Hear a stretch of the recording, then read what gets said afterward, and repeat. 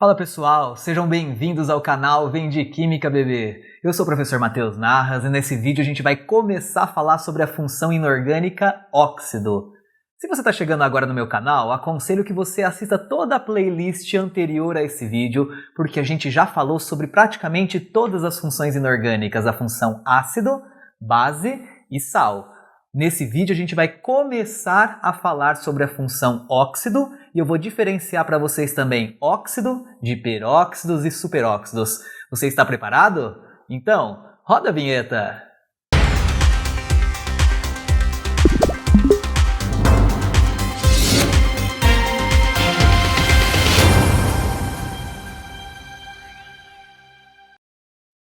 Bom, para a gente começar a falar sobre óxidos, é importante a gente anotar aqui alguns detalhes que são necessários porque uma substância seja considerada um óxido. Então, para começar, um óxido, pessoal, tem que ser formado apenas por dois elementos químicos. Portanto, a gente diz que o óxido é um composto binário. Todos os óxidos são compostos binários. Quando eu falo composto binário, eu estou querendo dizer que são formados por apenas dois elementos químicos.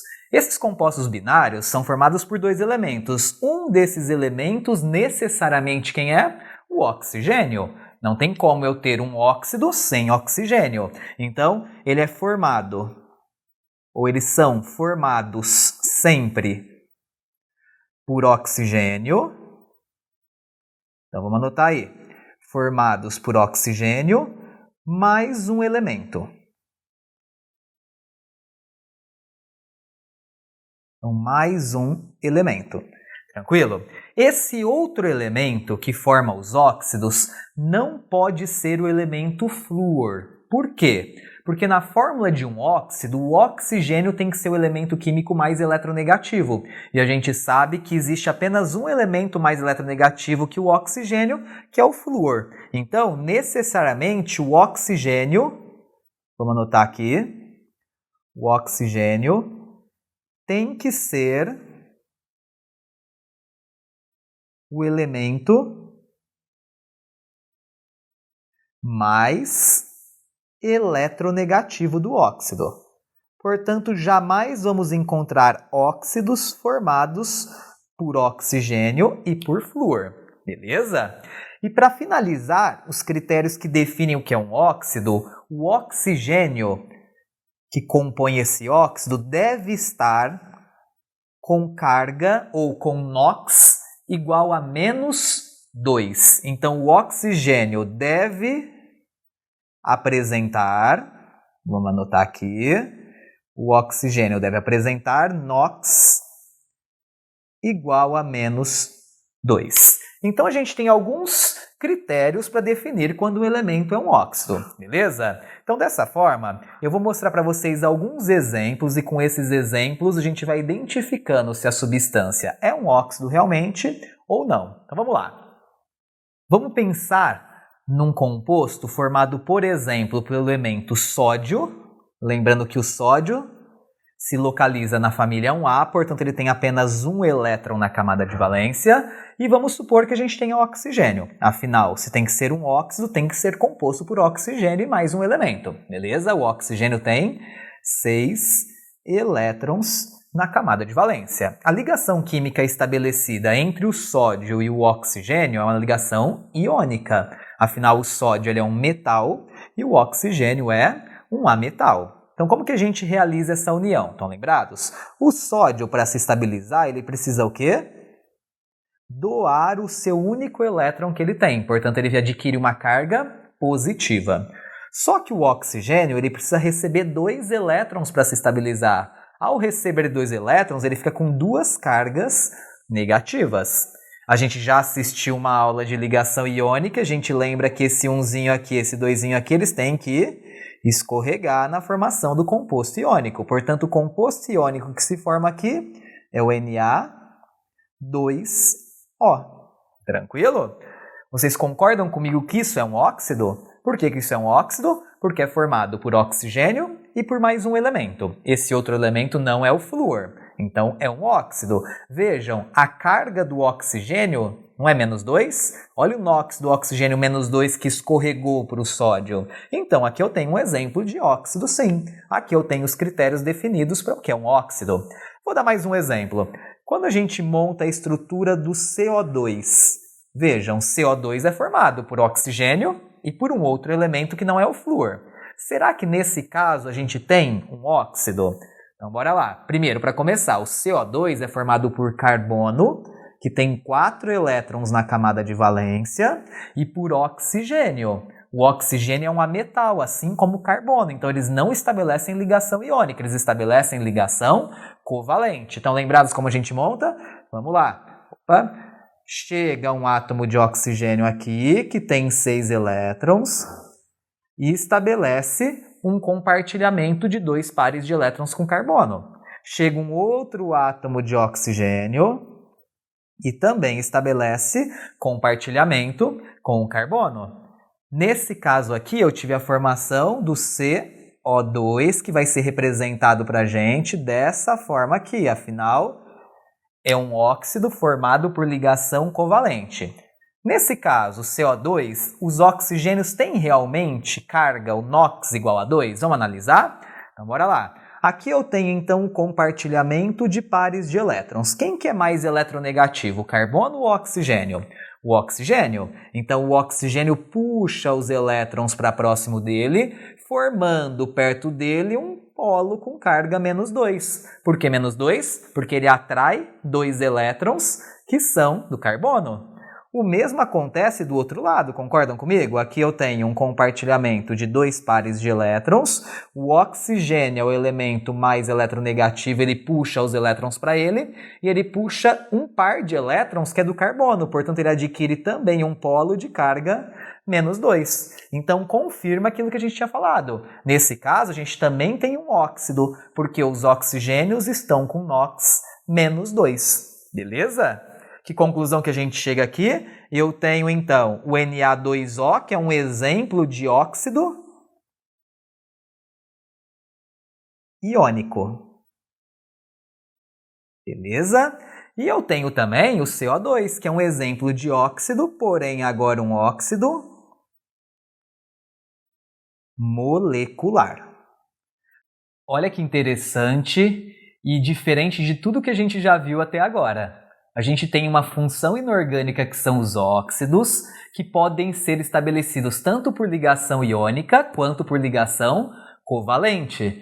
Então aqui a gente tem óxidos iônicos e óxidos moleculares. Isso não acontecia com ácidos, nem com bases, nem com sais, vocês estão lembrados? Ácidos eram substâncias moleculares sempre formadas por ligações covalentes.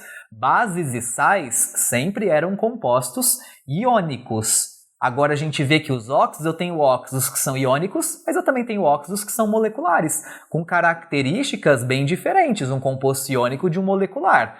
Porém, todos dentro de um mesmo grupo, o grupo dos óxidos, porque tem algo que os deixa parecidos, que é a presença de 2 elementos, sendo um deles o oxigênio com NOx menos 2. Beleza? Então é assim que a gente identifica um óxido. Vamos continuar aí na tela? Vamos lá. Então, continuando aqui, vou dar alguns exemplos de substâncias que podem ser consideradas óxidos ou não. A gente vai analisar caso a caso. Então, por exemplo, se eu pego a substância MgO, será que MgO é um óxido? Vamos analisar já já. Vamos supor que eu pegue a substância Fe2O3. Será que Fe2O3 é um óxido? Vamos pegar, por exemplo, o SO2. Será que SO2 é um óxido? Então, para a gente analisar isso, primeiro critério, eu tenho 2 elementos químicos sempre. Vejam, Mg e O, ferro e oxigênio, enxofre e oxigênio. Realmente são todos compostos binários formados por oxigênio e por mais um elemento. Esse outro elemento não é o flúor, vejam, é magnésio, ferro e enxofre. Então, até esse momento, podem ser realmente óxidos. O único critério que falta é a gente analisar se esse óxido, o oxigênio tem carga menos 2. Então, vamos analisar? No caso inicial, eu tenho o composto MgO, que é formado por magnésio. O magnésio se localiza na família 2A. Se o magnésio está na família 2A, estão lembrados? Ele tem carga fixa, mais 2. Se o magnésio é mais 2, concorda que nesse caso o oxigênio só pode ser menos 2? Mesmo porque essas cargas foram anuladas e formou o composto MgO. Portanto, MgO sim é considerado um óxido. Beleza? Olha o outro caso. O outro caso é bem mais simples. Por quê? Esse 2 que está aqui embaixo, no ferro, significa o quê? Que ele desceu do oxigênio. A mesma coisa acontece com esse 3 que desceu do ferro. Então, olha a conclusão que eu chego. O ferro tem carga mais 3, tá certo? E o oxigênio tem carga menos 2. Por isso que formou o Fe2O3. Vejam, oxigênio de carga menos 2 com certeza é considerado um óxido. No caso do SO2, dá um pouquinho mais de trabalho. Por quê? Ele é um óxido molecular, formado por ligação covalente. Então, talvez o ideal aqui fosse a gente montar a estrutura do SO2 para ter certeza se ele realmente é um óxido. Então, vamos montar a estrutura do SO2? Eu vou pegar o enxofre, a gente já montou essa estrutura na aula de ligações químicas, tá certo? O enxofre tem 6 elétrons de valência. Então, o que ele faz? Ele compartilha 2 com o oxigênio, porque o oxigênio também tem 6. Os dois precisam fazer só 2 ligações químicas. Todo mundo está estável. Olha aí, o enxofre chegou a 8, o oxigênio também chegou a 8. Porém, o que acontece? Eu quero colocar mais um oxigênio. Como no enxofre, que é o átomo central, sobrou pares de elétrons, a gente pode ter aqui um compartilhamento por ligação coordenada. Estão lembrados? O oxigênio chega aqui, ele tem 6 elétrons, só que ele não vai usar os seus elétrons porque o enxofre não está precisando, mas o oxigênio compartilha o par de elétrons do enxofre. Tudo bem? Então aqui eu tenho a estrutura do SO2, que pode ser representada da seguinte forma. Como que eu analiso se realmente o oxigênio está com NOx menos 2? Num composto molecular, a forma que a gente analisa é pela polaridade. Então vejam bem, o enxofre ele tem 2 elétrons aqui, o oxigênio também tem 2. Só que nesse caso, como o oxigênio é mais eletronegativo, ele atrai o par de elétrons para próximo dele, gerando próximo dele uma carga menos 2, um polo menos 2. Do outro lado, a mesma coisa. Os 2 elétrons que estão aqui são do enxofre. Então, como o oxigênio exerce uma atração elevada sobre esses elétrons, forma-se também um polo menos 2 aqui.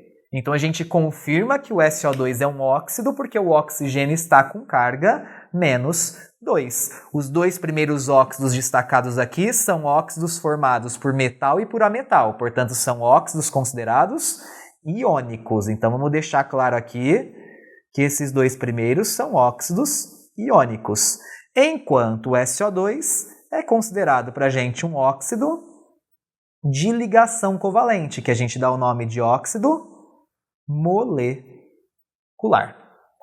Tranquilo até aqui, pessoal?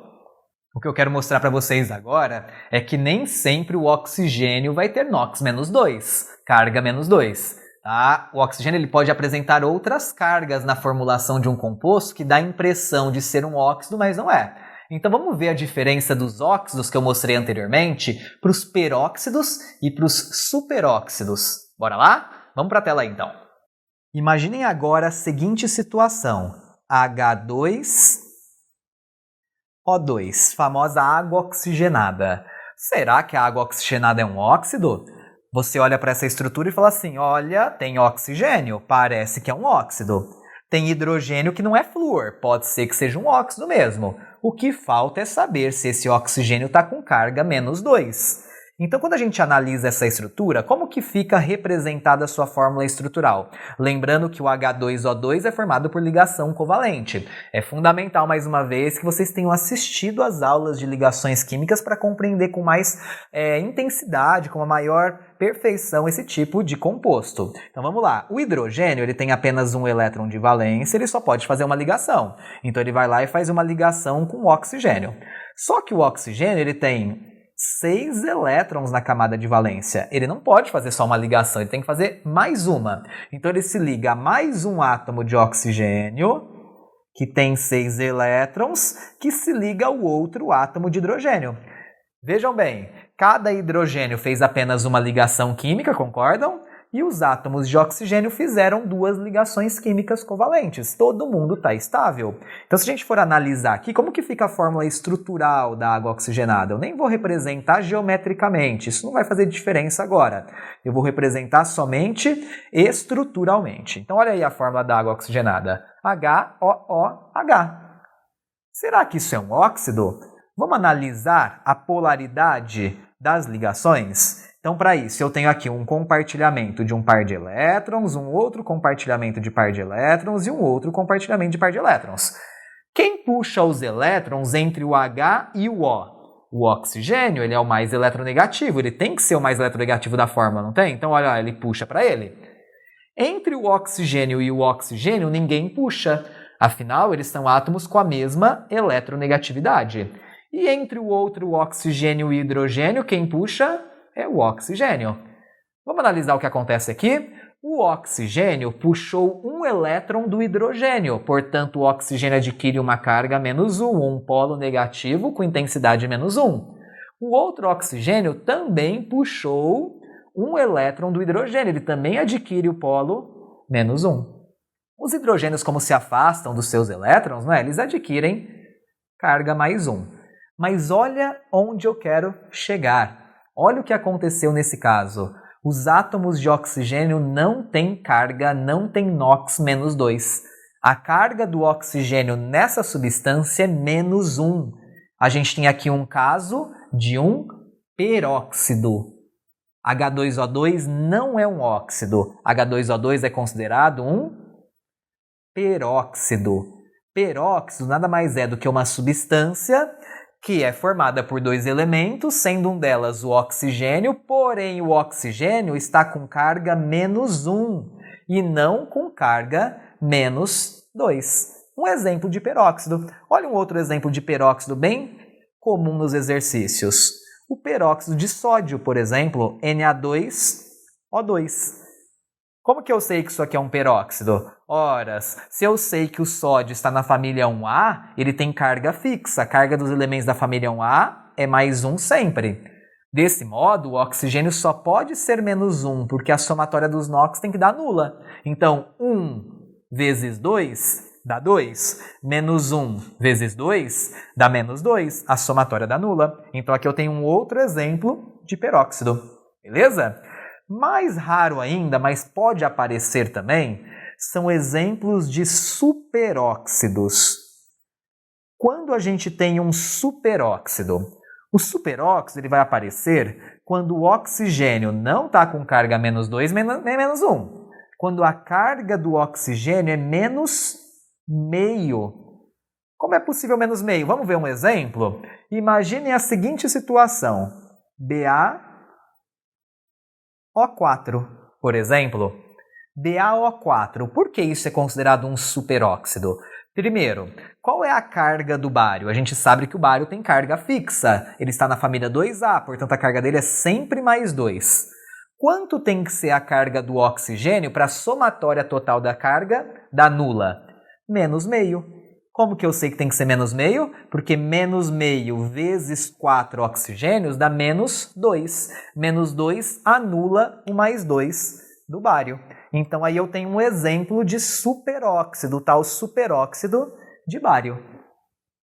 Bom, pessoal, essa foi uma introdução a respeito da função inorgânica óxido. A gente ainda tem muita coisa para falar sobre essas substâncias, mas já dá para a gente ter uma boa noção que óxido é sempre formado por dois elementos, sendo um deles obrigatoriamente o oxigênio, o outro pode ser qualquer elemento, só não pode ser o flúor, beleza? Lembrando que nos óxidos o oxigênio tem que ter NOx -2, porque se o NOx for -1 é um peróxido, e se o NOx for -0,5 é um superóxido. Beleza? Na próxima aula a gente vai começar a falar sobre nomenclatura de óxidos. Então, se você gostou dessa aula, se te ajudou, dá um curtir aí pra mim no vídeo, se inscreva no canal e compartilhe com os amigos. Até a próxima!